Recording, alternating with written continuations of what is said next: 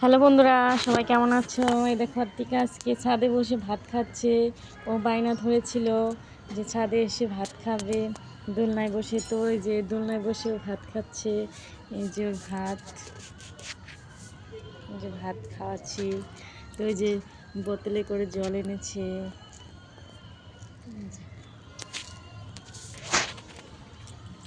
তো ও বসে বসে ভাত খাচ্ছে। আজকে আমাদের নিরামিষ, তাই আজকে সয়াবিনের রস দিয়ে ভাত খাচ্ছে। তো তোমার কেমন লাগছে ছাদে এসে বসে ভাত খেতে? ভালো লাগছে। তাই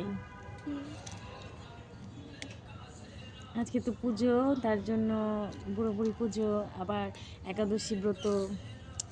তো আজকে আমরা তো একাদশী করছি, অত্রিকা একাদশী করছে না। অত্রিকাকে জিজ্ঞেস করলাম তুমি কি করবে, ও বললো না করবো না।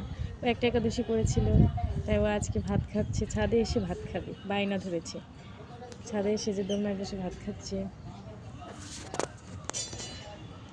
তো তোমরা কে কে ভাত খাবে ছাদে এসে, এসে পড়ো। কমেন্টে জানিও। দোলনায় বসে অত্রিকার সাথে ভাত খাও, আসো। Bye bye.